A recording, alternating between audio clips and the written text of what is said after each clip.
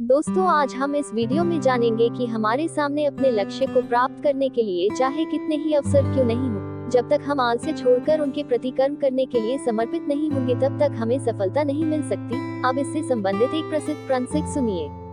एक प्रतापी गुरु थे जो अपने सभी शिष्यों से बहुत प्रेम करते थे। अपने शिष्यों के हर गुणों और कमियों के बारे में पता कर उन्हें भविष्य के लिए तैयार करते थे। उनका एक ही मात्र लक्ष्य था कि उनका हर एक शिष्य जीवन के हर पड़ाव पर हिम्मत से आगे बढ़े। उनके सभी शिष्यों में एक शिष्य था जो अत्यंत भोला था, स्वभाव का बड़ा ही कोमल और सरल विचारों वाला था, लेकिन वह बहुत ज्यादा आलसी था। आलस के कारण ही उसे कुछ भी पाने का मन नहीं था। वो बिना कर्म के मिलने वाले फल में रुचि रखता था। उसका यह गुण गुरु को बहुत परेशान कर रहा था। वे दिन रात अपने उसी शिष्य के विषय में सोच रहे थे।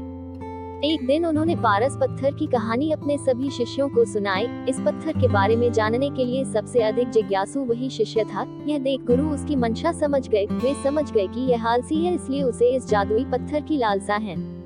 लेकिन ये मूर्ख यह नहीं जानता कि जो व्यक्ति कर्महीन होता है उसकी सहायता तो स्वयं भगवान भी नहीं कर सकते, और ये तो बस एक साधारण पत्थर है। यह सोचते सोचते गुरु ने सोचा कि यही सही वक्त है इस शिष्य को आलसी के गुणों से अवगत कराने का। ऐसा सोच गुरु जी ने उस शिष्य को अपनी कुटिया में बुलवाया। कुछ क्षण बाद कुटिया के भीतर शिष्य ने प्रवेश किया और गुरु को सिर झुकाकर प्रणाम किया। गुरु ने आशीर्वाद देते हुए कहा, बेटा, मैंने आज जिस पारस पत्थर की कहानी सुनाई वो पत्थर मेरे पास है और तुम मेरे प्रिय शिष्य हो, इसलिए मैं वो पत्थर सूर्य उदय से लेकर सूर्यास्त तक के लिए तुम्हें देना चाहता हूँ। तुम उससे जो करना चाहो कर सकते हो। तुम्हें जितना स्वर्ण चाहिए तुम इस पत्थर से इस दिए गए समय में बना सकते हो।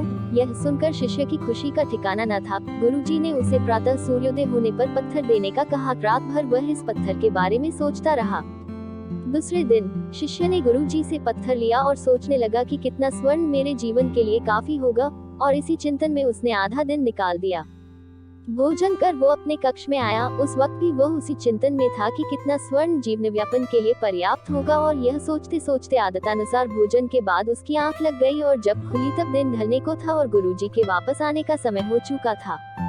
उसे फिर कुछ समझ नहीं आया। इतने में गुरुजी वापस आ गए और उन्होंने पत्थर वापस ले लिया। शिष्य ने बहुत विनती की, लेकिन गुरुजी ने एक ना सुनी। तब गुरुजी ने शिष्य को समझाया, पुत्र, आलस्य व्यक्ति की समझ पर लगा ताला है।